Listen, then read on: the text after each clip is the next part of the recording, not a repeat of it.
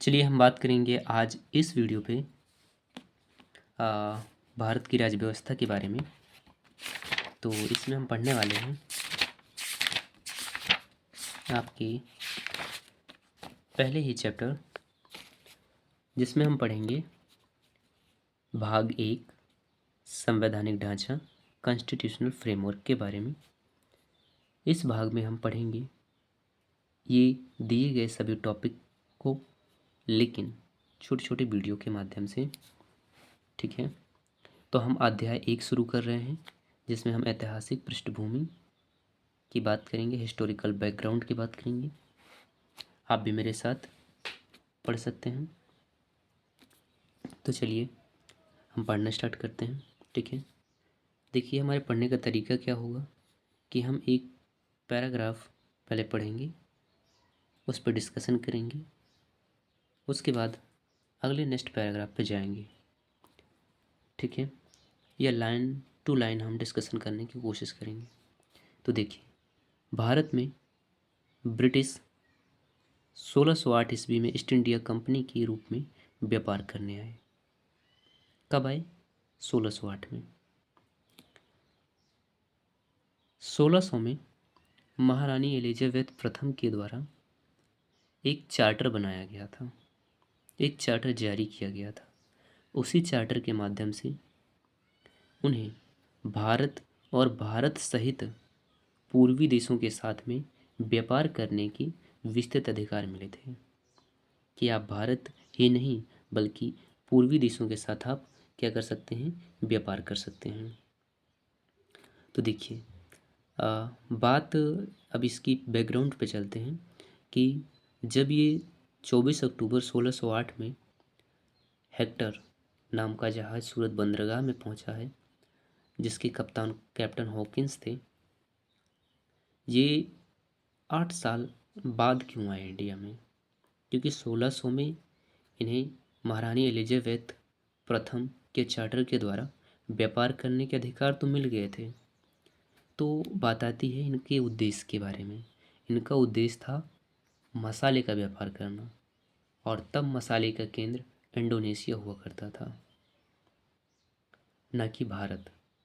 इसलिए उन्हें टाइम लगा, लेकिन वहाँ पे डच और पुर्तगालियों के वर्चस्व के कारण इनकी कुछ खास वहाँ पे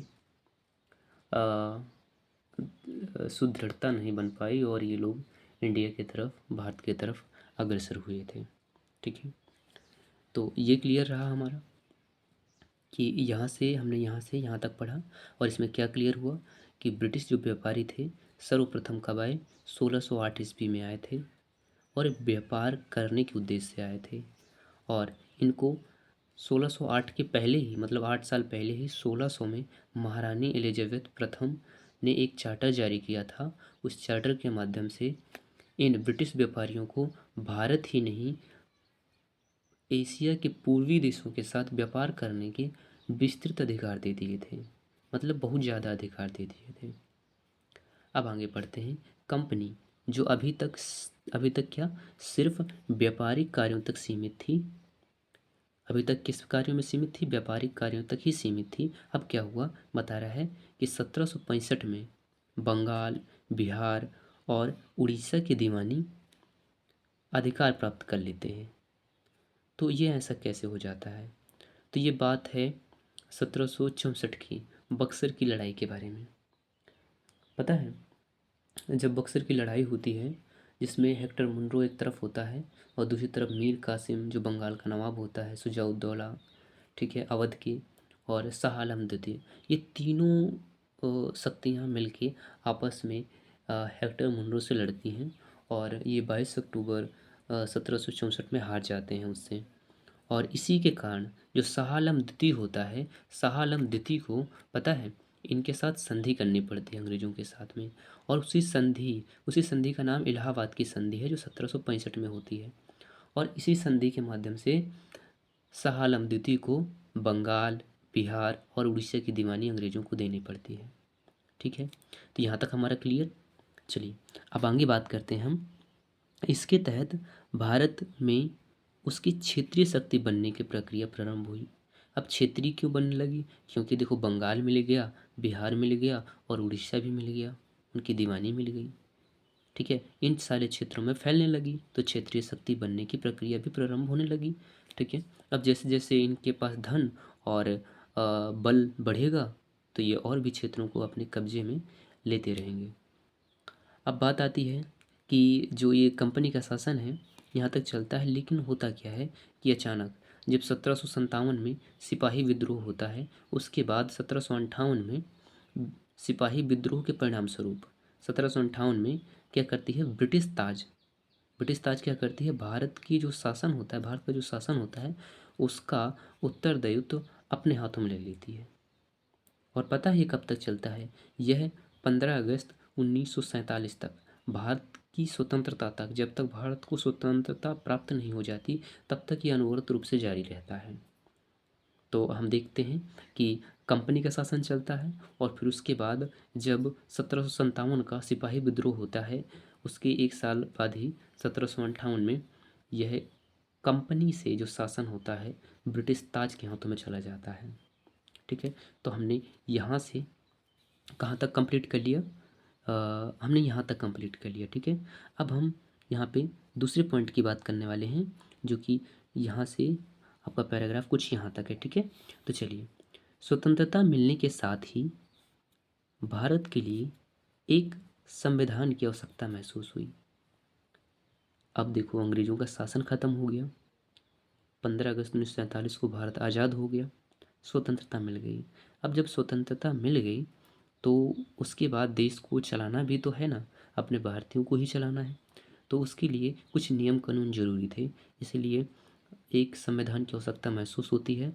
और इसको अमल में लाने के उद्देश्य से क्या किया जाता है कि 1946 में एक संविधान सभा का गठन किया जाता है और इसी संविधान सभा के माध्यम से 26 जनवरी 1950 को संविधान को बनाया जाता है।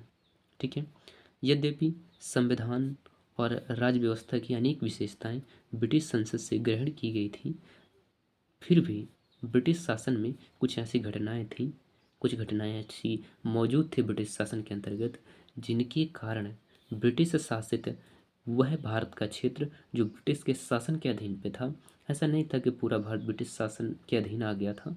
कुछ जैसे हैदराबाद है, कुछ वहाँ पे नवाब हैं अलग अलग, और कुछ क्षेत्रों जो कि इनके कब्जे में नहीं थे, मराठा वहाँ पे थे। ठीक है, और मुग़लों का कुछ कुछ हिस्सों पे शासन था। तो वह क्षेत्र की बात कर रहे हैं जो कि ब्रिटिश शासन के अंतर्गत आता था। ठीक है, हम कहाँ पे बात कर रहे थे? ब्रिटिश शासन से ग्रहण की गई थी घटनाएं ऐसी थी जिनके कारण ब्रिटिश शासित भारत में सरकार और प्रशासन की विधिक रूपरेखा निर्मित की गई थी। ठीक है, अब आगे देखते हैं। तो इन घटनाओं ने हमारे संविधान और राजतंत्र पर कैसा प्रभाव छोड़ा?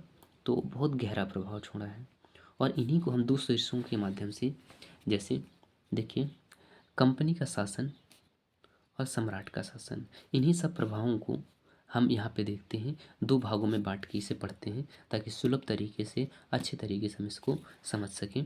तो पहला जो शासन चलता है कंपनी का शासन, ये 1773 से 1858 तक चलता है, और सम्राट का जो शासन होता है 1858 से 1947 तक चलता है। तो हम इसमें अगली वीडियो पे बात करेंगे हम कंपनी के शासन के बारे में, जो 1773 से 1858 तक चलता है। इसमें हम रेगुलेटिंग एक्ट की बात करेंगे, और जो भी कंपनी के अंतर्गत एक्ट बनाए जाते हैं, अधिनियम बनाए जाते हैं, चार्टर बनाए जाते हैं, उन सभी को अगली नेक्स्ट वीडियो में, एक ही वीडियो में कंपनी के शासन को पूरी तरीके से कवर किया जाएगा। ठीक है, तो छोटी छोटी वीडियो के माध्यम से ही हम इसको कवर कर सकते हैं। ठीक है, मुझे भी अपलोड करने में दिक्कत नहीं होगी अगर मैं छोटी छोटी वीडियो के माध्यम से इसे अपलोड करूँगा। तो आप भी मेरे साथ पढ़ते जाइए, ठीक है, और रिवीजन करते जाइए। तो चलिए, ये वीडियो यहीं पे हम अभी स्टॉप करते हैं।